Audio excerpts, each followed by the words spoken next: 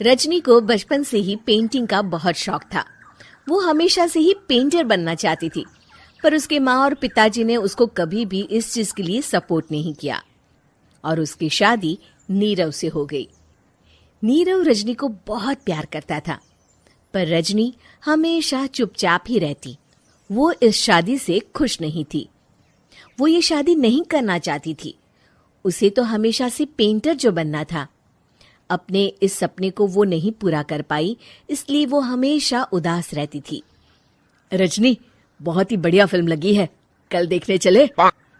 नहीं जी, कल मुझे बहुत काम है, मैं नहीं जा पाऊंगी। अच्छा तो कोई बात नहीं, संडे को चलते हैं। देखिए, मुझे फिल्म देखना पसंद नहीं है। आपको जाना है तो चले जाइए।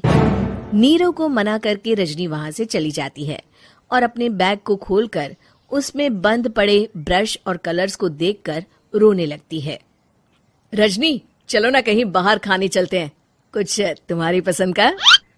जी, मुझे नहीं जाना, मेरी तबीयत ठीक नहीं है। रजनी वहां से चली जाती है।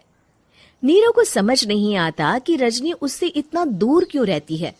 वो जब भी उसके साथ वक्त बिताना चाहता है, रजनी कोई ना कोई बहाना बना देती है। एक दिन घर पर कोई नहीं था। रजनी घर का सारा काम जल्दी से खत्म कर लेती है। घर पर अकेले होने के कारण वो सोचती है कि वो आज पेंटिंग करेगी।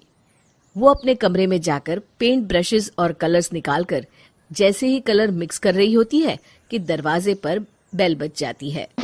अब कौन आ गया इस वक्त? इतनी मुश्किल से तो मुझे पेंट करने का मौका मिला है।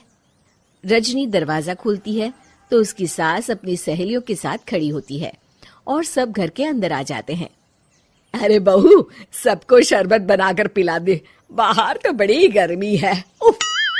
जी। रजनी पेंट ना कर पाने से उदास हो जाती है। उसे गुस्सा भी आ रहा होता है कि उसने इस शादी के लिए हाँ क्यों कह दी। वो रसोई में जा रही होती है कि उसकी सास उसे रोकती है। बहू, सबके खाने का भी इंतजाम कर लेना, आज का लंच तो ये सब यहीं करेगी। हाँ। रजनी बिना कुछ कहे रसोई में चली जाती है। सबके लिए खाना बनाती है। सब खाना खाते हैं और रजनी घड़ी देखती है कि ये सब कब जाएंगे ताकि वो अपनी पेंटिंग कर सके। जब शाम होती है तब सब चले जाते हैं अपने घर।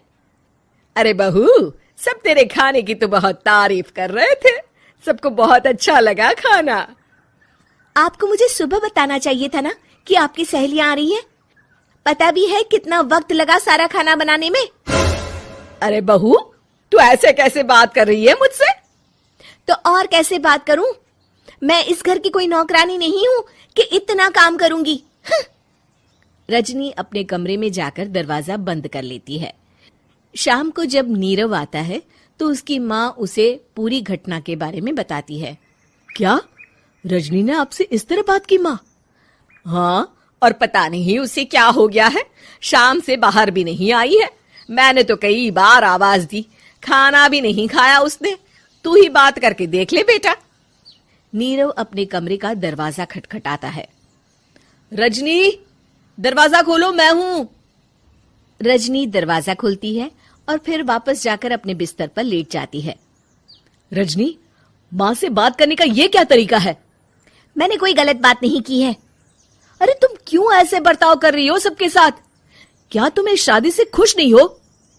रजनी कुछ नहीं बोलती। अरे बताओ मुझे रजनी, क्या ये शादी तुम्हारी मर्जी के खिलाफ हुई है? हाँ, मैं ये शादी कभी नहीं करना चाहती थी। तुमसे क्या, मैं किसी से भी शादी नहीं करना चाहती थी। रजनी रोने लगती है। चुप हो जाओ रजनी, बताओ मुझे, तुम क्यों नहीं करना चाहती थी शादी? रजनी बेड के नीचे से अपने पेंटिंग्स, कलर्स, ब्रश, पेपर्स निकालती है। इतने में उसकी सास भी कमरे में आ जाती है। ये देख रहे हो, ये थे मेरे सपने। मैं पेंटर बनना चाहती थी, पर माँ पापा ने कभी सपोर्ट नहीं किया और मेरी शादी करवा दी। मेरे सारे सपने टूट गए। हर वक्त बस गुस्सा आता रहता है मुझे। मैं जानती हूँ कि आप लोगों की इसमें कोई गलती नहीं है, पर मैं क्या करूं, मुझे समझ में नहीं आता।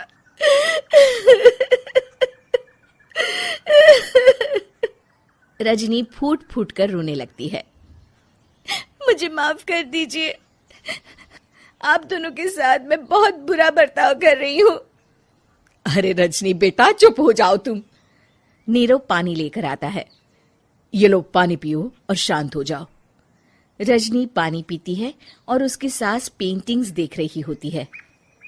अरे नीरव, हमें तो पता ही नहीं था कि हमारी बहू कलाकार है। अरे कितनी अच्छी पेंटिंग्स बनाई है, देखो तो। ये वाली तो मैं अपने कमरे में ले जाऊंगी। आपको ये पेंटिंग्स अच्छी लगी? अच्छी नहीं, बहुत अच्छी लगी। और तुमने हमें बताया क्यों नहीं? तुम जब चाहे पेंटिंग कर सकती हो रजनी। हम तुम्हारे सपनों को पूरा करने में तुम्हारा पूरा साथ देंगे। हाँ बेटा, हम कला की कद्र करते हैं।